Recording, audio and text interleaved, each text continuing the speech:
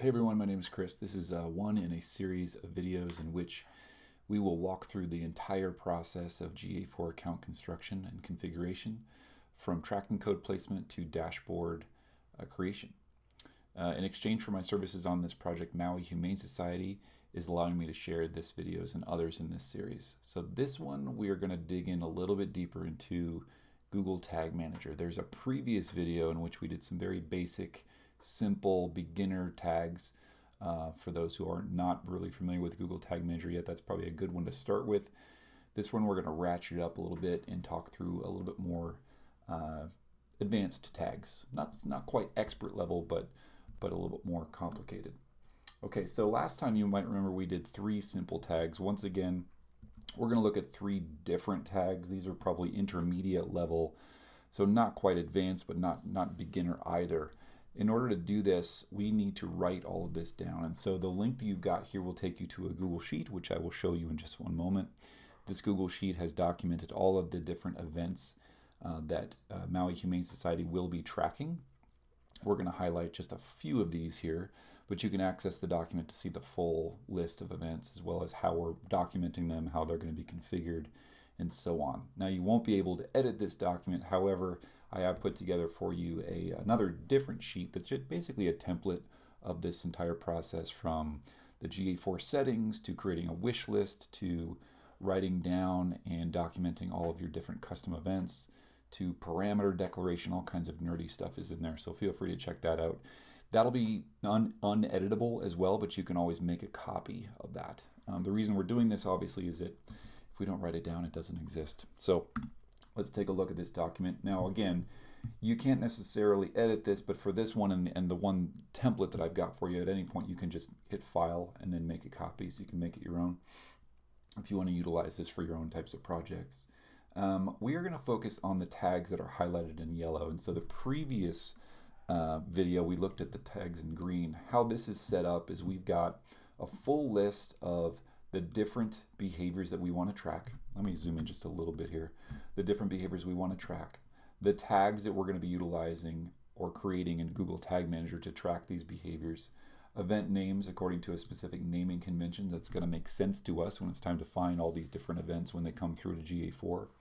Parameters, so each parameter will be highlighted for specific events. So for example, on this nav header button event, we will track the page headline and link text, so we know what page this behavior occurred on and what exactly they selected or the text that they clicked. And all of these are kind of organized in different blocks. So we've got wayfinding tags, homepage event tags, because it's Humane Society, we've got adopt event tags, lost and found tags, all kinds of different stuff. And then on the far right, we've got a list of triggers, okay? And so triggers are essentially just instructions within GTM or Google Tag Manager that tell Google Tag Manager when to fire a specific tag and when to feed the data over to GA4 according to a specific criteria. So here's a highlighted one. We're going to skip over that one because that's a little bit more complicated. Let's look down here. This one, we're actually going to track a form in this video. But before we do that, let's go to this one here. This one's on the spay-neuter schedule. So visitor clicks to schedule SN appointment. Let's go check that out. So here we are on the Maui Humane Society website.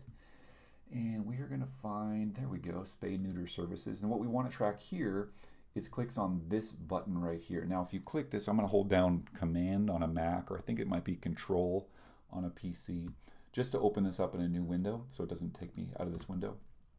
And here we can see I clicked on that button right there, and then it takes me to a Calendly link. Okay, so once the visitor gets to this Calendly link, I won't be able to track it because we cannot place our Google Tag Manager script on this, but we can at least track the click. And so that shows some intent to schedule a spay-neuter appointment with Maui Humane Society. So let's track this click. And so here's how we're going to do this.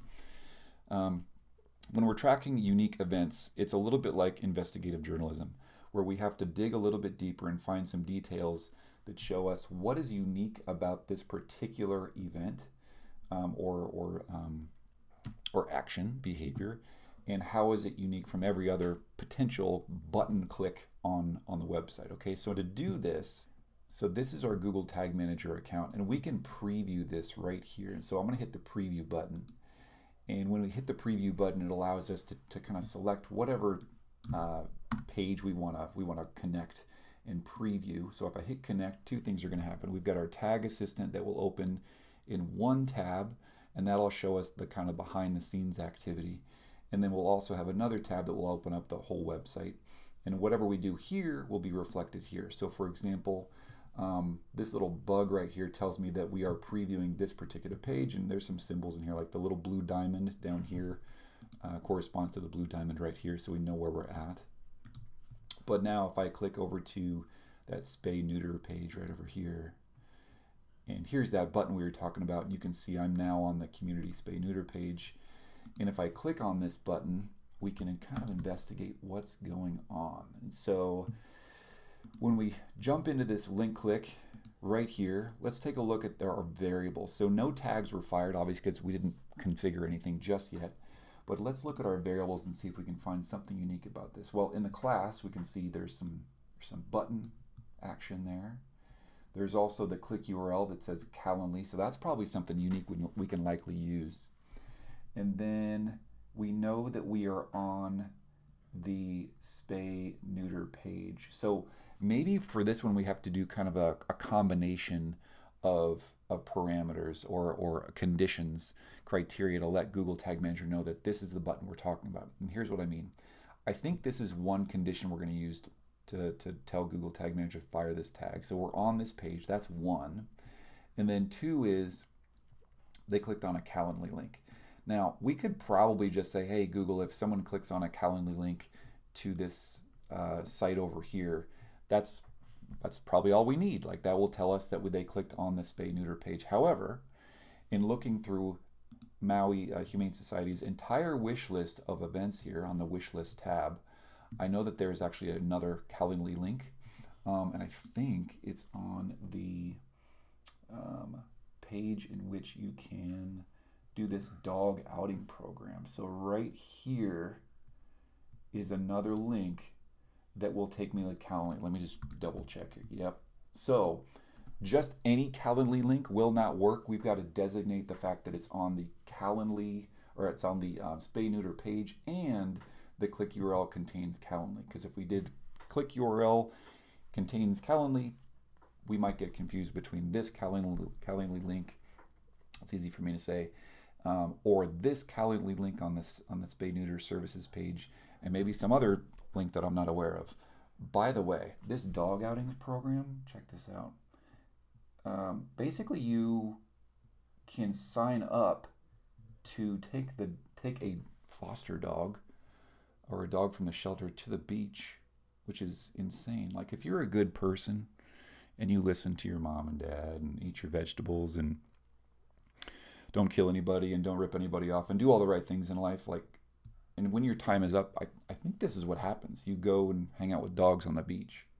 So, or you can be evil and just click this button. But back here on the spay neuter page, what we can do is click this button so we know that that's a Calendly is in the URL and our page path is right here. So let's check out our documentation here. So I kind of did the homework in advance here. So the trigger on this one, let's zoom in so we can see this a little bit better, is going to be, it's a link click, and the page path contains veterinary services, spay neuter, and then click URL contains Calendly. So it's a multi-condition trigger. There's two conditions going on here. Again, this is a little bit intermediate, so this is going to be special. So let's configure this in Google Tag Manager. And I'm going to copy this over, because once we write it down, it makes life so much easier. So you can create a tag and then a trigger all at once. I tend to kind of go the route of creating a trigger first. So I'm going to pop this in here. And again, you can just paste it. I'm going to put this in the GA4 folder.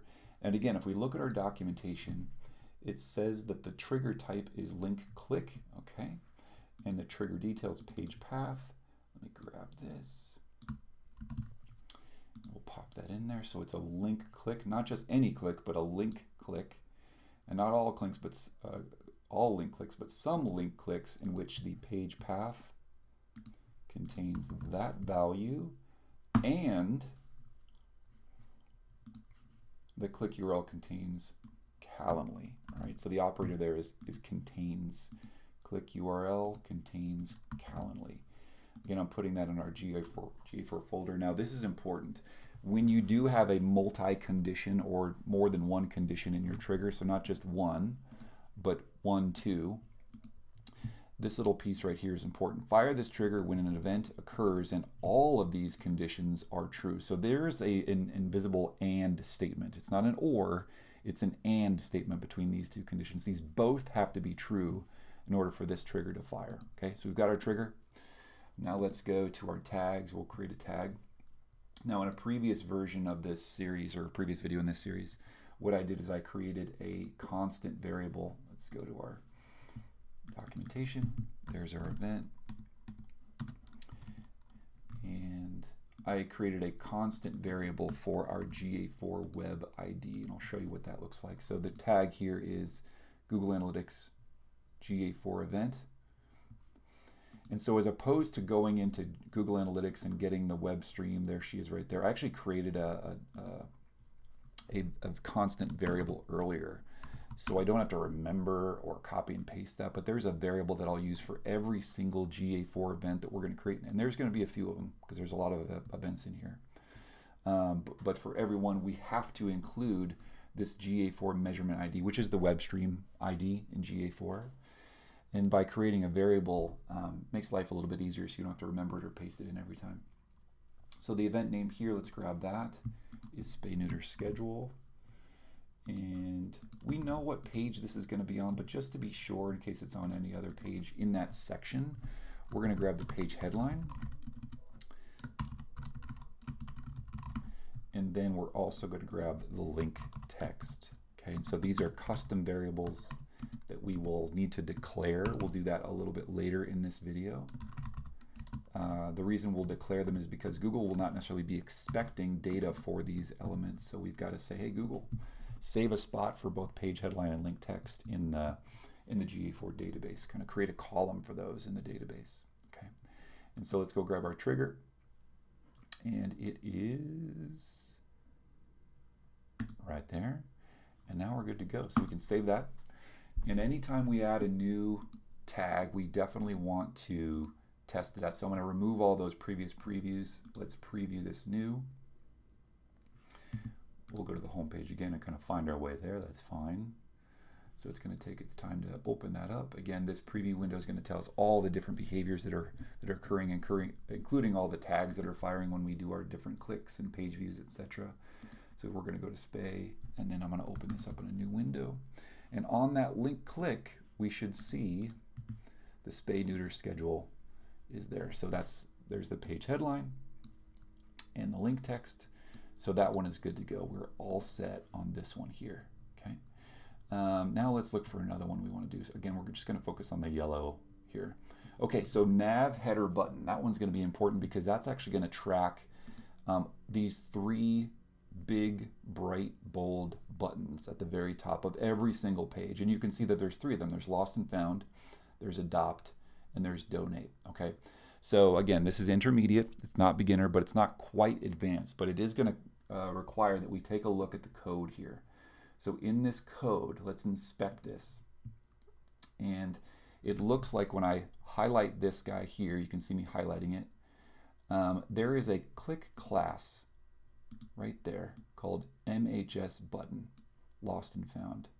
And it looks like if I look at this one here, I'm highlighting the adopt now. You can see above I'm highlighting that. Let's open that up. And in that same one, there's also a click class for MHS button.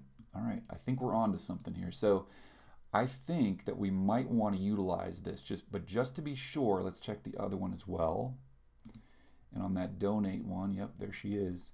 MHS button. So that class right there is probably going to be the one that we want to utilize. Now here's kind of an extra tip.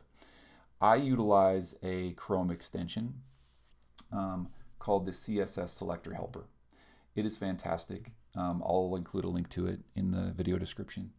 But it's very helpful for folks like me who are not developers, but need to know a little bit about JavaScript, or enough to be dangerous, I should say. But you'll know that MHS button class, when I highlight this particular item and open my CSS selector right over here, it was in my inspect elements, and if I highlight MHS button and then maybe the anchor, and I just rotate through the three, you can see that, yep, those three meet the condition of that MHS button class right there. So that's the one I'm going to use. The reason I'm doing that is I wanted to make sure there weren't like 17 different MHS button classes on this page somewhere, but just those three. If I can isolate it to those three items there, that's going to be the class that I want to use. Now, the method I'm utilizing here is unique to this particular event, this particular behavior. This is just an example of how to go about finding out the elements that are unique to your particular action that you're trying to track. So do your own homework. I wouldn't copy and paste this process. Kind of, you've got to figure it out on your own a little bit in terms of what class you need to use for your website, for your page, for your app. But this is just an example of how you can kind of do a little bit of an investigation to figure out what the criteria is for you that's going to work. Okay. So if we look at this class here, I'm actually doing the CSS element. We can change that up too, so it's more of like a class, but we'll go click class contains, and then I think it was MHS-button. So that should work, but let's always give it a try, test it first just to make sure. So there's a little bit of trial and error with a lot of this stuff, but once you start to do a lot of these things, you get the hang of it. So again, I'm going to create a trigger first. Let's go in here and do that. And again, if you've written it all down first, it's easy. You don't have to write it from scratch, and you can do a lot of copying and pasting, and it makes the process much easier. So click class contains. Let's go grab it, MHS button. Let's just double check that. Yeah, MHS button, that should be it. So we'll paste that in, put it in a GA4 folder, we're good there. Now we'll create a tag. Now, here's a little tip. Previously I hit the new button, added everything in. If you've got an event that's gathering the same parameters, page headline, link text, to one you just did a second ago, you can save a little bit of time and just grab that one you just did and just copy it. So 3 dots, copy, and now all I got to do is change the label. You got to be really careful on this so you don't replicate what you've already put in there, and make sure you change all the correct elements. So I've got to change the label. I'll change the event name. I don't need to change these parameters here because they're the same. And then I'll change the trigger. There she is right there. All right, let's give that a shot. Again, I'm just going to preview everything. Anytime you add something new, I typically close all these windows out and hit preview again, start fresh. It will take its sweet time to load, but we can hang it out over here while we're waiting for that. And so that'll be good. Now, while we're looking at that, the next one we're going to do is a form. Okay, and so we'll look at that here in a bit. Okay, here we are. We're on the home page, it looks like. So if I click on Lost and Found, on this click right here, there we go, navigation header button. So I was on the home page, or looks like I was on Events and Promos, and Lost and Found. If I go to Adopt, okay, let's see if that one worked. So I was on the Lost and Found. That click right there. I clicked Adopt from the Lost and Found. Okay, now from Adopt, let's go to Donate, just to make sure that all of these are working. So I was on the Adopt page. Click right there. You can see some of these didn't fire, but that's fine. That click right there is the one we care most about. And from the Pets for Adoption page, Donate. So that one's working. So we're all set there. Okay. So the next one we're going to look at is this form submit. Now this one's going to be maybe not so intermediate. This might be a little bit more advanced, but we can handle it. We can do hard things. So what we want to do here is track the Lost and Found report form submission. So if we go to Lost and Found, you can see file a Lost or Found report. All right. So there's a form here. All right. And looks like we've got some fields here. So if all we need to do is track submissions of the form, and it's a large form, submit form, again, we need to look at the code to see how exactly we're going to be doing this. Now, within our triggers in GTM, so far, you can see we've been using the just links and click triggers. For this one, we're going to use the form submit trigger, probably, right here, okay? So in a previous version or session or video in this series, we enabled a variable, a couple variables related to forms, form ID and form URL, right? And so one of the first things you want to do is make sure that a lot of these built-in variables are enabled. If you don't have them enabled yet, go configure and enable them. So I don't think we need all of these form variables, but if we wanted to do like target or class, you can see that those are now available, all right? Here's what I think we're going to need. I think we're going to need form ID. And so let's just inspect this. So if I hit inspect, and you got to kind of know your way around the code a little bit. So when you first see this code, you might be a little bit freaked out, but don't worry, it's going to be all right. There's our form. And when I highlight this, it looks like it's highlighting the entire form. So that's good. And then if I look over here, ID GForm2. So if you use WordPress, you've probably seen this before. This is a gravity form. GForm2 is, that means gravity form 2 is the form ID. Okay, so if I gather that, that'll be my trigger, right? So if I go back to GTM, I'm going to use this form ID variable for my trigger. And if we look at our documentation, it looks like, yeah, that's pretty much what I wrote down. Form submit, form ID equals GForm2. So let's get that queued up here. All right.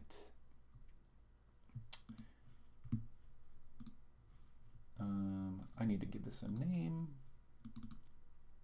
This is the lost and found report form. We're going to pop that in the GA4 folder. Again, I can select which kind of trigger I want. It's a form submission. Not every form, just some forms in which the form ID equals GForm2. So if you use WordPress and you're familiar with gravity forms, this is going to be easier. It's probably going to be GForm X, GForm 1, GForm 7, GForm 13, however many forms you're going to find that. But you got to look at the code to figure that out. Now, if you use HubSpot forms, you're fine. Just find the unique ID. If you use Contact Form 7, same kind of deal. Look for the form ID or the form URL. You can find it. But you got to do a little bit of investigative journalism here to figure out what is unique about this form so that we track this and only this form when it's submitted. Okay? So we're good on our trigger, and we can save this. Now here's where it gets a little bit more complicated, because the good people at Maui Humane Society, I love them, are asking for a few different fields in this thing. So here's one of the fields that they're asking for. You can see this is a lost and found animal report. And the first option here is I'm reporting an animal as lost, or I'm reporting it as found, okay?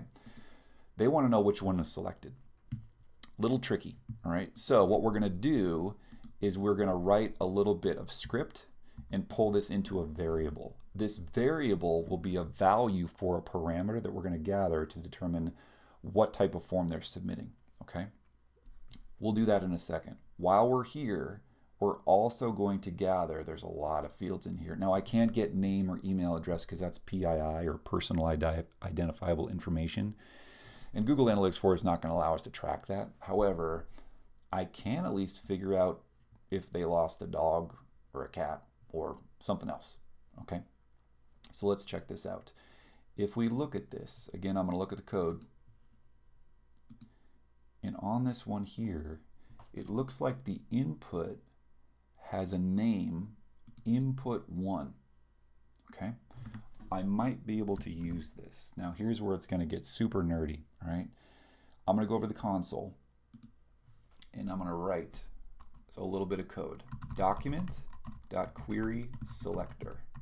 What this code is saying is, hey, look in this document and find something unique about this. And here I'm going to go name equals input _1, and this is a little bit nerdy and kind of interesting, and this is going to tell me, should tell me what the value of this is, but I need to know that the one that was checked, right? So I'm going to write checked, and then I'm going to do value, and it says when I hit enter, I'm reporting in my animal as lost. Okay, cool, and that's the one I selected. Fantastic. Now if I do this again, let me just copy this and paste it. But before I hit return, I'm going to change it up to found just to see if it changes it up. So that should work. So in my documentation, way down here, let's zoom out a little bit.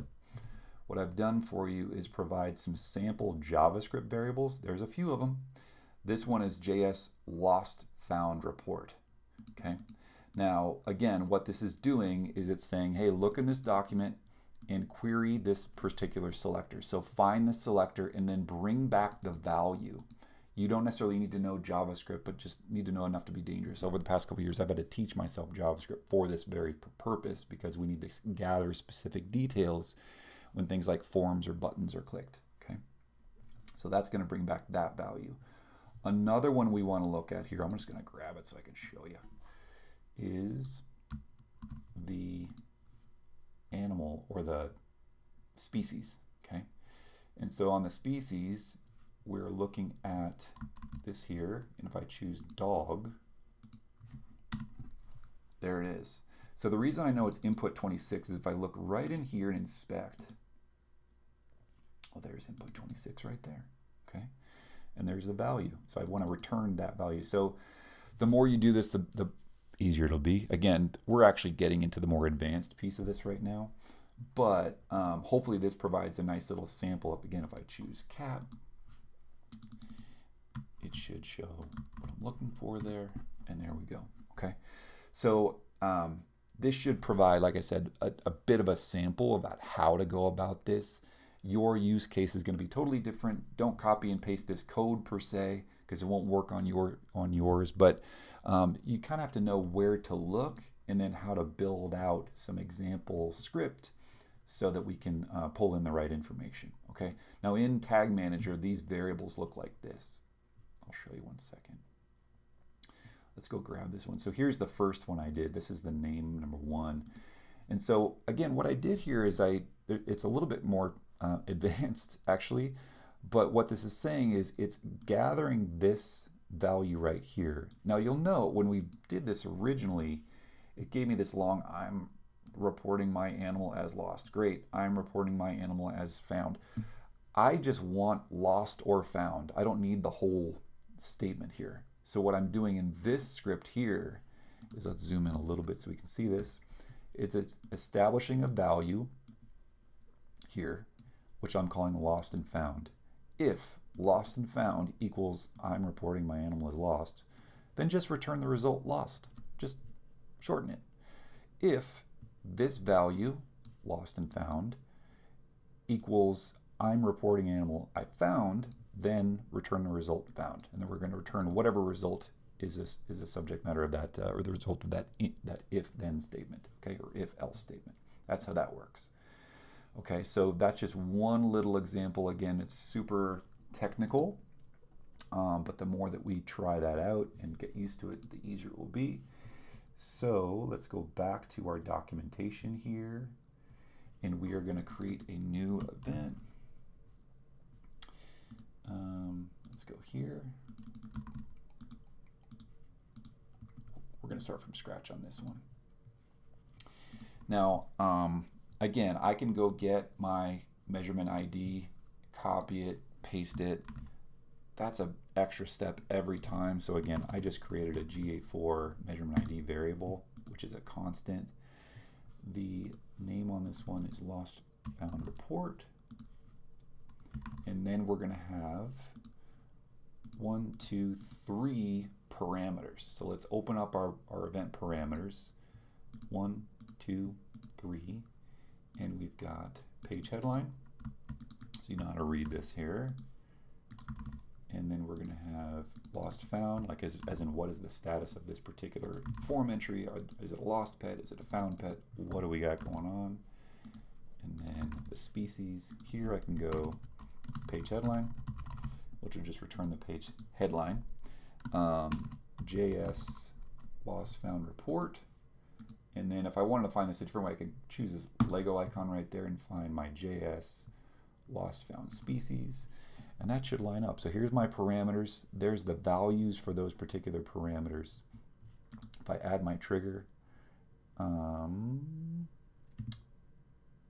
let's go here. That's the one I'm looking for. Yep, that matches up. And then I can put it in my folder. Yes, yes, we're good there. Now I've got that configured. Here's what I'm going to do. I'm going to preview this again. I'm not actually going to submit the form.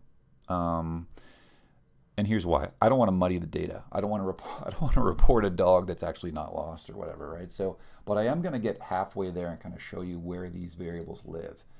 And so if I go back to lost and found, go back to our report, choose, let's go, I found a dog, okay? And I'll click over here. Now to this point, I can see how far I've gotten. It's not firing the form because I didn't actually submit it yet. I'm not going to, but just so you can kind of see how these variables load, we can look at the variables and see that I found a cat, right? Oh no, I found a dog, didn't I?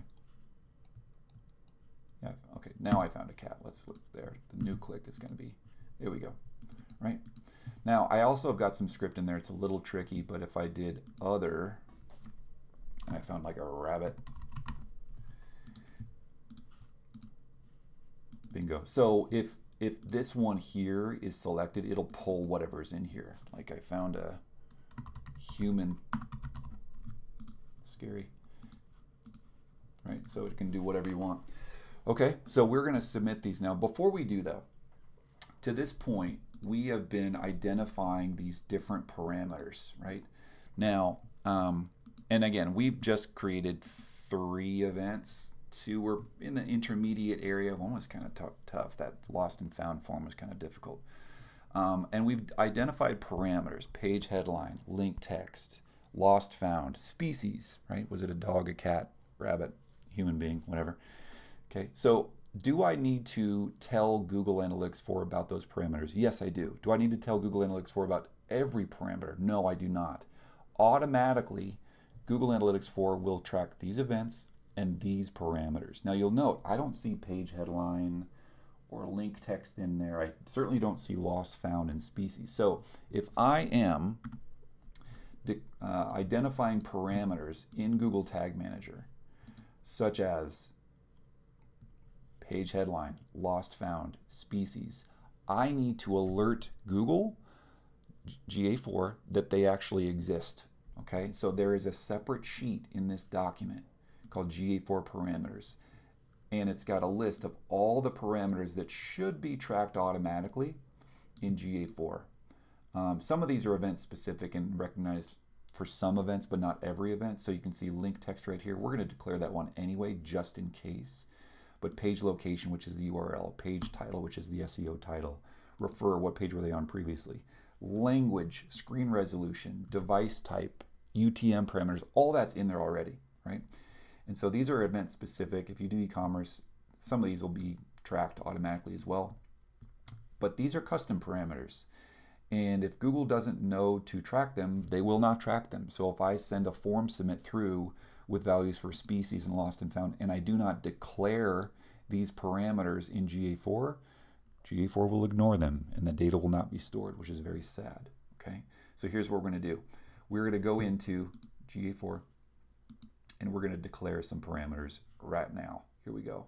So in the admin section, we will go to property settings, and then we're going to go to data display and custom definitions or custom dimensions. Now there's some in here already, and you might see these as well, event category and label. You'll see these if your GA4 property was actually copied over from an existing or previous universal analytics property. That's a different topic. One really important thing is we cannot get too crazy with how many parameters we declare. Why? There's a quota. There's a limit. We can only declare 50. Sounds like a lot, but it actually goes quick. Okay, so we have to be somewhat judicious with how many parameters we declare because it's not a never-ending supply. Okay, so if we go into GA4 once again, let's look at our quota information. We've got 2, I guess. Yeah, 2 out of 50. Great. All right, let's get some more. We're going to create a custom dimension. This one's going to be page headline. We can give it a description. Headline of the page. It's not poetry. On which the behavior is tracked. That's not good English either. page headline. There we go. Okay, we're good there. Save it. So now we have basically a column in the GA4 database for any value that we place for page headline, which is important because page headline is all over the place, everywhere. Let's do link text now. Here we go. By the way, we did this one so we can check it off. Link text.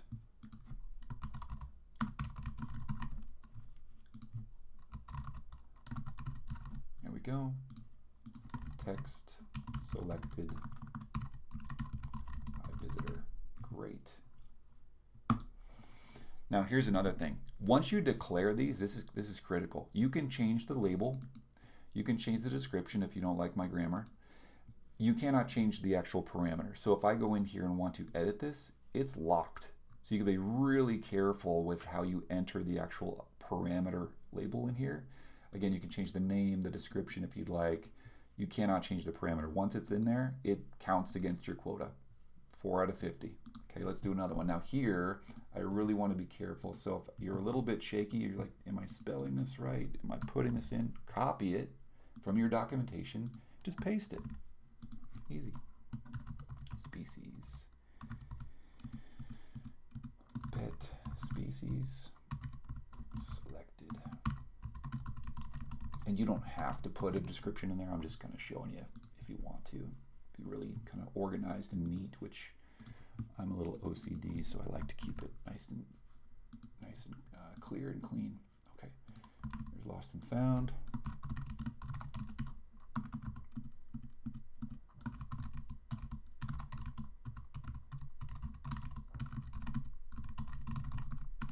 Okay, now we have these 4 parameters. So when we do publish these new tags that we just created, go back to Tag Manager. We've saved this, we're good here. We look at our workspace. We added some new tags and triggers, we're good to go here. Now when we publish this, we can say intermediate tag configuration tutorial. We want to give this a version name. The tutorial's really for you guys. Say GA4 Events. But we want to give this a name because every time we publish, we create a new version. And a new version means if we need to go back in time or back in history to a previous version, let's say we made an error, made a mistake, we can go back, right?